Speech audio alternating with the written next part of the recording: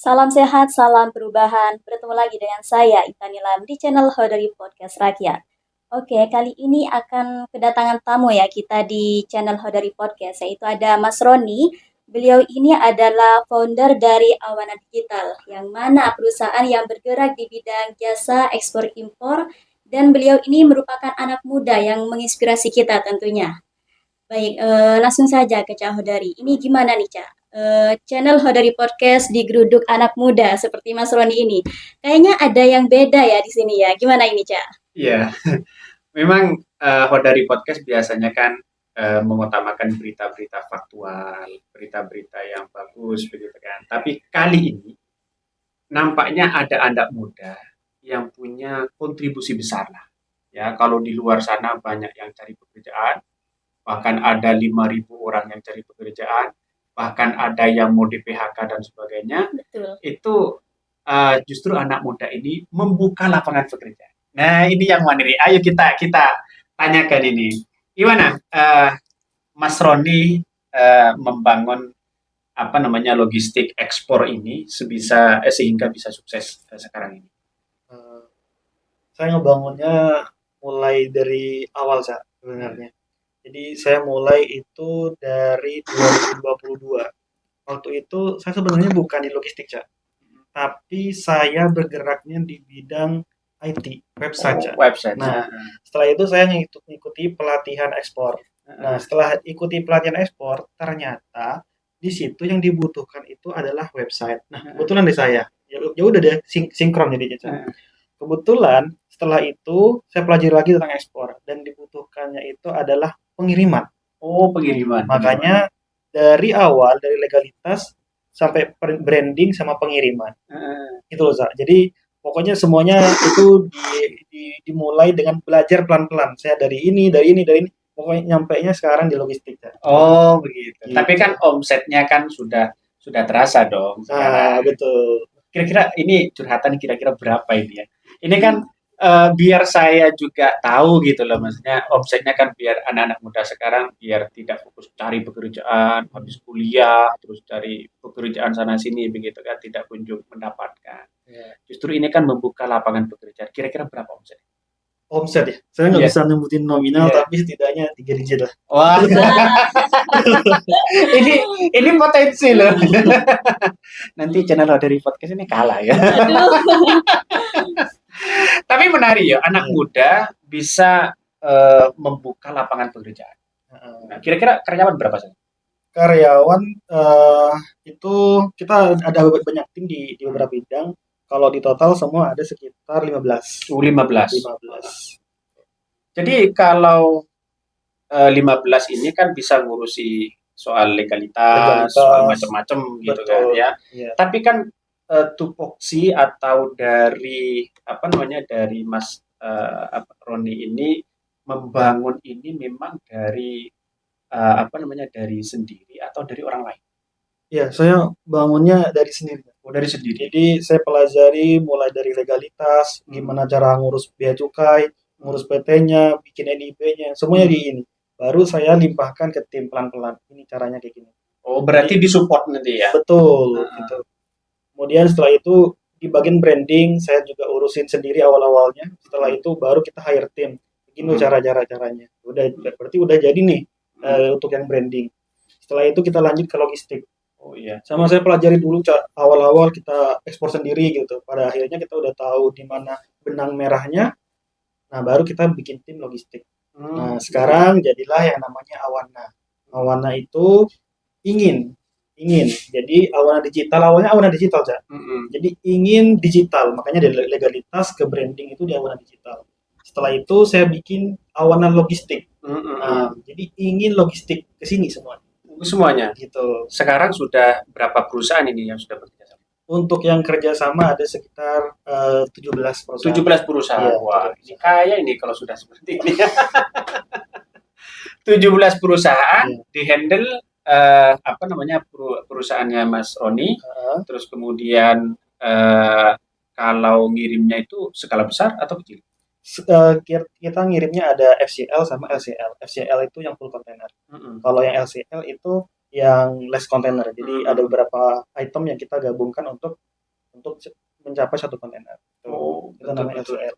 Oh, betul. Jadi ini kan justru apa menunjukkan anak muda itu bisa berkarya.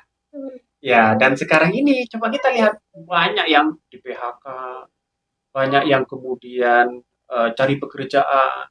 Justru Mas Roni ini membuka Menciptakan. menciptakan lapangan pekerjaan. Ini kan bagus kan? Iya. Tapi Bagus. awalnya bukan menciptakan, Iya. cari-cari sendiri awalnya, Oh, cari-cari iya. sendiri. Pada akhirnya ya udah alhamdulillah bisa menciptakan lapangan. Kalau saya kerja bisa nggak kira-kira? Boleh nanti bisa kirim MOU. Tapi menarik ya bahwa sekarang ini kalau mau ekspor kemana-mana gitu, baik dari ikan, terus kemudian singkong atau apapun begitu kan ke ekspor ke luar negeri, kan cuma tinggal kontak Awana ya. Betul. Kita kontak Awana, sudah dapat legalitas, barang nyampe, aman, terpercaya, pelayanannya cepat, bagus. Betul. Saya kira ini menjadi potensi ya untuk anak-anak muda sekarang ini. Iya.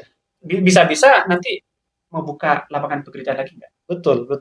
Jadi di Awana itu sistemnya UMKM ya, atau teman-teman trader, mereka kan bisa ekspor ya. Tapi mereka tidak paham tentang bagaimana cara ngirimnya, bagaimana cara urus legalitasnya, bagaimana cara brandingnya. Nah, itu semuanya sudah di-cover sama Awana. Mulai dari legalitas, mereka cuma diem aja. Iya. Terus brandingnya, mereka cuma diem aja. Terus pengirimannya, mereka cuma diem aja. Semuanya all in Awana. Gitu. Jadi tugas teman-teman eksportir atau UMKM, mereka cuma nyiapkan buyer. Jadi nyiapkan produknya sebagus mungkin, cari buyer, cari pembeli di luar negeri, baru semuanya yang ngurus Awana. Jadi mereka nggak usah pusing mikirin legalitas, branding atau pengiriman. Udah itu. Kalau semisal ini ya, seperti misalnya saya punya perusahaan Labini misalnya. Ya. Saya mau kirim 1 kontainer. Ya. Nah, yang nerima di situ harus perusahaan atau perorangan atau langsung ini saya kirim ke orang ini misalnya, tanpa langsung yang nerima perusahaan. Bisa kirim? Tidak bisa, Cak. Oh, memang harus ada perusahaan di sana. harus perusahaan. Nah, kalau memang di sana perorangan, baru kita bisa buat perusahaan di sana. Jadi kita punya agen di luar negeri, bagaimana mereka bisa nerima kiriman kita. Baru nanti dari agen ini masuk ke orang tersebut. Baru dikirimkan ke yang lain. Iya, betul. Ini menarik sebenarnya. Saya ini tertarik sebenarnya. Ya, dengan omset mungkin sudah 3 digit dan sebagainya.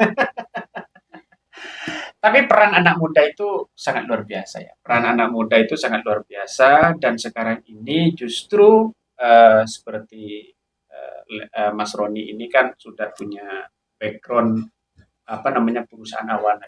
Ya. Ini justru menjadi menjadi ya anak-anak muda sebagai sebagai perubahan yang untuk kemampuan lah untuk bisa membuat perusahaan sendiri. Ini sebenarnya bagus. Makanya ini tidak heran ya kalau anak-anak muda sekarang itu lebih fokus cari pekerjaan. Yeah. Dulu gimana ceritanya kok bisa bangun Awana ini? Ceritanya gimana? Pokoknya saya orang Madura ya, Cak ya. Ya. Nah, orang Madura. Orang Madura saya. Memang nggak kelihatan Madura. Oh iya. Jadi di Madura itu banyak potensi yang bisa diekspor. Cuma kebanyakan teman-teman Madura mereka belum paham bagaimana regulasi ekspornya. Nah, makanya saya punya perusahaan yang bisa menaungi teman-teman yang punya produk tapi tidak tahu untuk regulasi ekspornya. Gitu. Di situ saya hadir, Cak. Iya. Nah, terus potensi di Madura itu ada cabai jamu. Wah, itu potensi banget itu. Iya. Itu. Ada sekarang daun kelor. Terus ada turunan kelapa, ada serabut kelapa, namanya coco fiber, kokopit. Itu semuanya potensi banget di Madura. Cuma ya itu orang-orang teman-teman Madura masih belum paham pentingnya itu. Nah, itu yang perlu kita gali, ajak teman-teman Madura untuk bisa untuk bisa mengembangkan produk itu. Ada 2 lagi yang sangat ini, Cak, sangat potensi di Madura, yaitu lokasi. Betul. Lokasi pengiriman itu misal kita dari Bangkalan ya ke Tanjung Perak. Berapa sih biaya tracking dari Bangkalan ke Tanjung Perak? Daripada kita kita ngambil barang dari Malang, dari Jambi, dari Kediri untuk ke Tanjung Perak. Tuh. Jadi apa nih? Cost-nya dari Madura itu lebih murah daripada ngambil barang dari luar ini ya, luar kota gitu. Luar kota. Itu loh sih sebenarnya. Itu potensi. Tapi bagus loh, apalagi sekarang Madura itu digadang-gadang menjadi salah satu provinsi. Nah, Ya. ini bagus ini. Kalau jadi provinsi udah anak-anak mudanya sudah cerdas-cerdas. Bisa saja Madura ini ya maju gitu kan.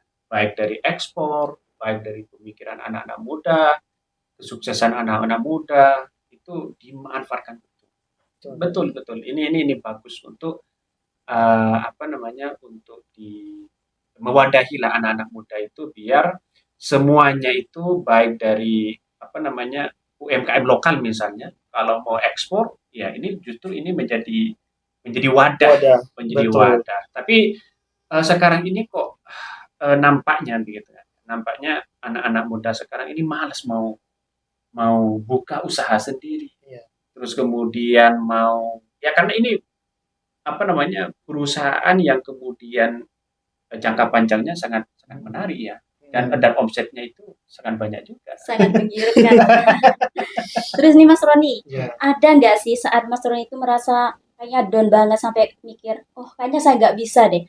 Apa sih yang ada di diri Mas Roni sampai perusahaan ini berdiri sampai 3 tahun ya kalau nggak salah ya? Ya sampai berdiri sampai 3 tahun sekarang. Ada nggak sih hal kayak gitu? Saya juga pernah ada kerugian, Cak.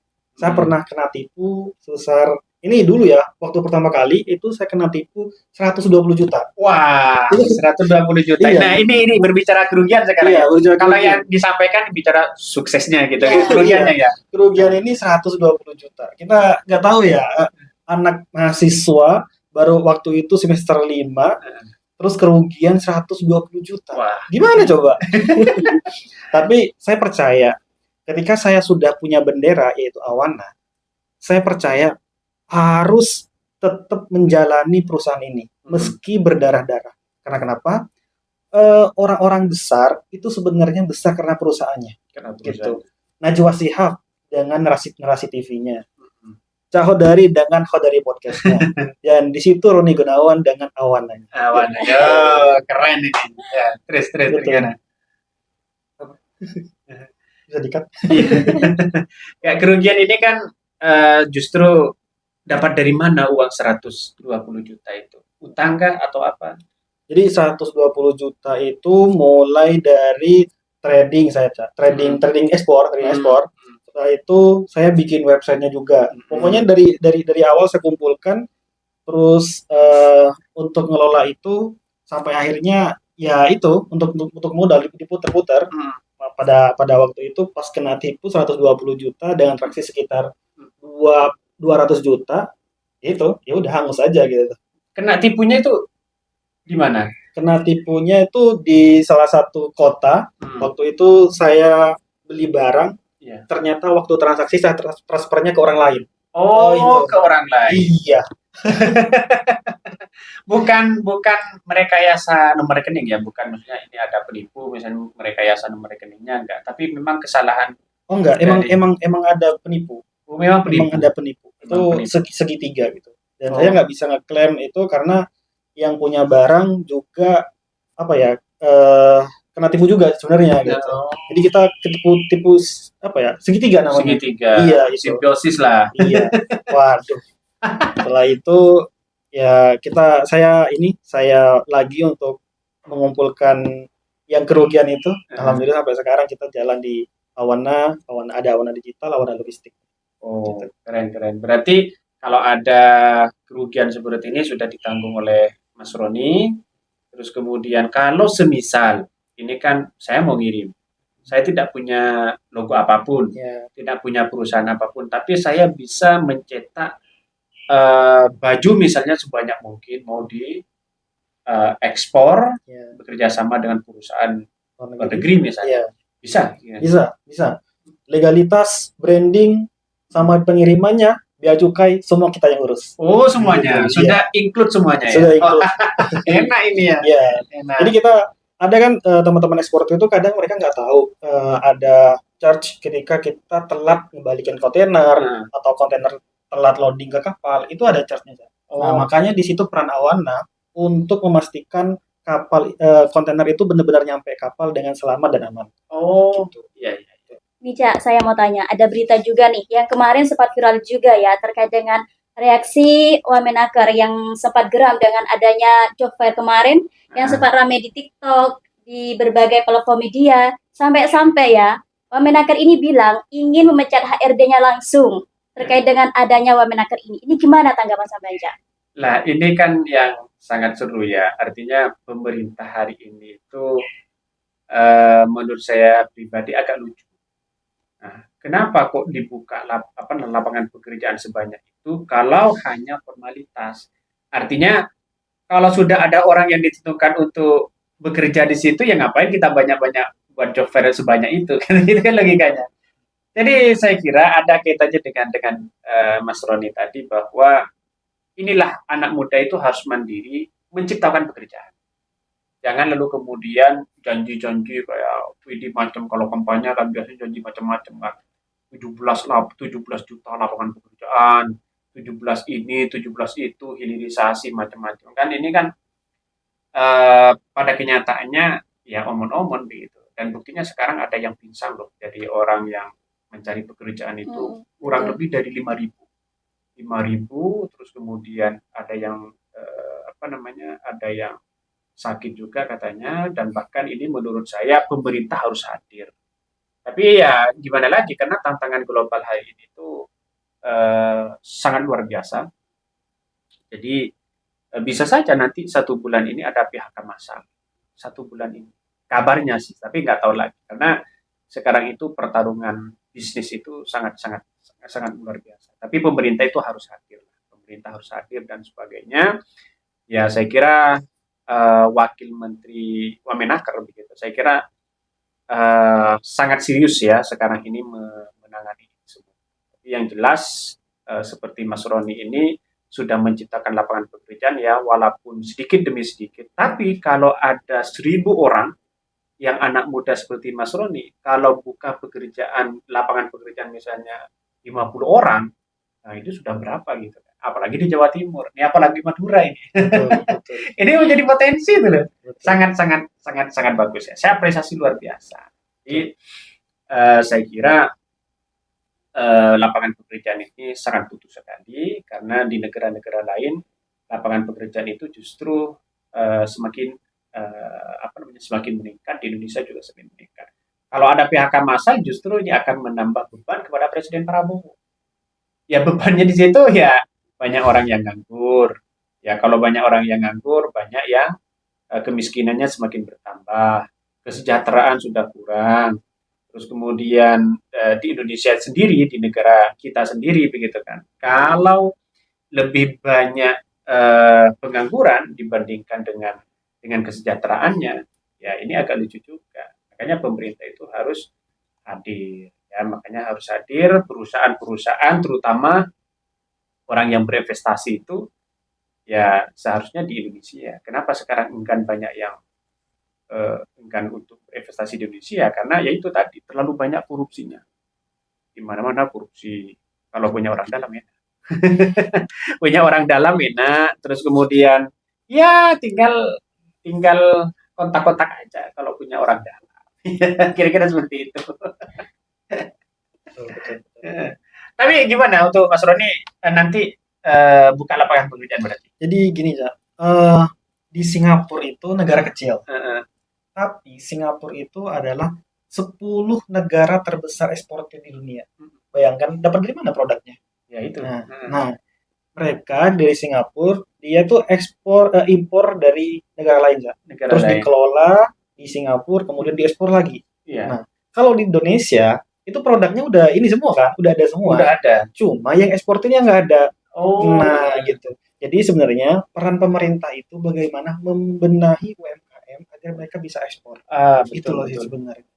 Bayangkan semuanya UMKM bisa ekspor. Berapa produk yang terserap di daerah, Cak? Berapa pekerjaan yang terserap di daerah? Banyak pasti. Yang penting regulasi ekspor ini, pengetahuan ekspor ini selalu digaung-gaungkan.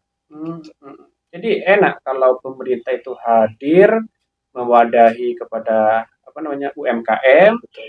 terus kemudian produk-produk lokal diekspor semua, kan ini bagus. Justru di Indonesia kan kebalik sekarang.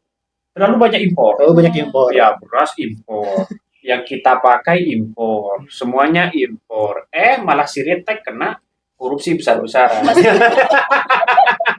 Ini kan agak lucu gitu kan. Betul. Agak lucu, padahal Siritek itu ya perusahaan ternama sejak dulu, bisa bisa memproduksi produk lokal, tapi sekarang ya malah bosnya kena korupsi. Itu kan itu di Indonesia itu kayak gitu. Makanya orang-orang itu kan mau investasi di Indonesia itu terlalu banyak orang dalam, oknumnya yang bermain di situ. Apalagi ya mewadahi para UMKM, ya pasti ya ada nuansa-nuansa seperti itu. Biji nikel saja itu sudah diekspor ke Cina, nggak ada orang yang tahu, 5 juta ton padahal. Nggak ada orang yang tahu, tiba-tiba sekarang sudah hilang. Kemana itu orangnya? Sekelas itu padahal. Apalagi ya UMKM kecil, ya misalnya ruang lingkupnya begitu kan, ya semakin kecil. Karena kehadiran pemerintah itu sangat penting. Makanya di Presiden Prabowo itu nampaknya ini mau dibasmi, mau dibersihkan, ya termasuk orang oknum-oknum yang memainkan peran. Jadi sebenarnya bagus untuk Presiden Prabowo ini. Tapi ya terlalu pinter lah, negara kita itu terlalu banyak orang. Apa-apa minta uang, apa-apa harus disogok, disuap, macam-macam dan sebagainya. Itu. Nah, berbicara ekspor impor nih, Ca. Di mata politik sendiri, apakah ekspor impor ini mempunyai pengaruh terhadap politik luar negeri? Karena seperti kita ketahui bahwa korupsi di Indonesia ini bukan rahasia umum lagi. Jadi memang pengaruh kita itu ya tergantung dari kehadiran pemerintah. Kalau pemerintahnya itu benar-benar bersih begitu kan ya, itu akan bisa. Tapi kalau kebijakan-kebijakan yang terjadi sekarang seperti Amerika misalnya, kan ada beberapa pajak yang harus harus dibayar begitu kan ya ketika bekerja sama atau produk-produk yang masuk ke Amerika. Tapi kan di satu sisi pada akhirnya orang-orang atau negara-negara lain itu enggan untuk berinvestasi di Amerika.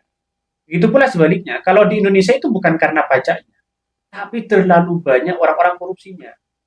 Mau bangun membangun perusahaan misalnya, ya seperti Elon Musk mau bangun perusahaan di di Indonesia.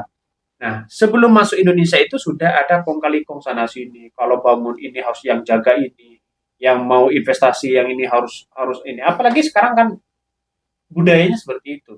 Akhirnya ada yang kontrol. Maka perusahaan-perusahaan itu luar negeri itu seperti Elon Musk tidak begitu tertarik investasi di Indonesia. Kenapa? Karena takut menjadi problem besar seperti korupsi. Ya banyak seperti korupsi. Terus kemudian para investor sudah banyak yang kabur begitu kan, banyak yang sudah tidak mau berinvestasi di Indonesia. Tapi saya yakin bahwa negara Indonesia itu adalah negara yang maju. Sebenarnya kalau mengaca apa yang disampaikan Pak Mahfud itu, kalau tidak ada korupsi, tidak ada tambang ilegal, kita itu satu keluarga itu mendapatkan 20 juta. Kalau tidak ada korupsi sama tambang ilegal. Artinya kan kaya sebenarnya. Kaya. Kalau bantuan 20 juta per hari nggak usah bekerja lah. Nggak usah bekerja. Tapi kan ini kan negara maju kan ya terlalu banyak seperti itu. Mulai dari pusat sampai bawah. Itu pasti ada nuansa-nuansa kong kali kong besar. Jadi saya kira ini ada faktor juga bahwa politik itu pengaruh. Karena semuanya dikendalikan oleh politik. Sebesar apapun ya, sepintar apapun begitu semuanya kalau masuk pada dunia politik ya bisa saja itu hancur. Kira-kira seperti itu. Jadi tapi ini menarik ya untuk kita bahas bahwa jangan sampai nanti begitu Indonesia itu ya kalah lagi begitu. Maka ya yang disampaikan Mas Roni tadi bahwa negara Singapura saja begitu kan ya negara kecil bisa maju. Ya kenapa Indonesia kok tidak bisa maju? Padahal itu ini punya sumber daya alam yang melimpah ya. Iya. Kenapa? Kenapa? Ini kan mesti tanda tanya begitu. Mau ganti presiden kapanpun, ya siapapun begitu kan. kalau masih nuansanya demokrasinya itu aja ya nggak bisa. Hanya di negara itu biasanya dilihat ya, kalau saya pribadi melihat negara-negara seperti ya negara-negara luar negeri lah begitu kan ya, seperti India misalnya, seperti negara-negara yang lain begitu. Kalau demokrasinya maju, ekonominya juga maju. Kalau ekonominya maju, ya biasanya demokrasi itu maju. Nah di Indonesia ini demokrasinya nggak maju, terus ekonominya ya biasa-biasa aja gitu. Tapi kalau di negara lain ada yang ekonominya maju, demokrasinya nggak maju. Begitu pula sebaliknya, ada demokrasinya maju tapi ekonominya nggak maju.